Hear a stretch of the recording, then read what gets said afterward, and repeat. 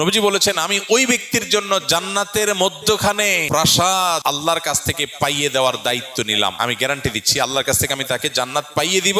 যে ব্যক্তি ঝগড়া করার উপলক্ষ তৈরি হওয়ার পরেও অন্যায়ভাবে তার উপরে জুলুম করা হচ্ছে, তারপরে সে কথা বাড়াচ্ছে না, কেন? ঝগড়া বাড়বে সেজন্য। সে নিজেকে নিয়ন্ত্রণ করছে, মুখ বুজে চলে আসছে, কথা বাড়াই নাই, পুরা উল্টা পাল্টা বলতেছে, পুরা অন্যায় করতেছে। চাইলেই এখানে এটাকে নিয়ে সামনে বাড়ায় ঝগড়া করা যায়, কিন্তু সে ঝগড়াটা এড়াইতে চাচ্ছে, এই জন্য বলছে ভাই থাক, ঠিক আছে ভাই আপনি যা বুঝছেন ওকে। সে সামনে কথা বাড়াইতে চায় না। নিজের ন্যায়ের উপরে থাকা সত্ত্বেও, ন্যায়ের উপরে থাকলে সাধারণত একটু ঝগড়া করতে বেশি মন চায় না। শয়তান তখন উস্কায়, শয়তান বলে যে এই তুমি চুপ থাকবা, কি দুঃখে মিয়া। সে তো উল্টা পাল্টা কথা বলতেছে। আরে এসব উল্টা কথা মানা যায় নাকি? ঝগড়া করার পর কেউ জিজ্ঞেস করে ভাই এত চেঁচাচেঁতি গেলে, আরে ভাই কি উল্টা পাল্টা কথা শোনেন না, মাথা ঠিক থাকে। শয়তান যুক্তি দেখায় না। কিন্তু ইমানদার, বুদ্ধিমান ইমানদার, যে ওই যে জান্নাতে আল্লাহ নবীর দায়িত্ব নেওয়া প্রাসাদের মালিক হতে চায়, সে কি করবে? সে সবর করবে। সে দেখতেছে উল্টা পাল্টা হচ্ছে, দেখছে যে কথা বললে এখানে ঝগড়া হবে, ঝগড়া হলে আমার মেজাজটা গরম হবে, তার চাইতে বলে ভাই ঠিক আছে ভাই।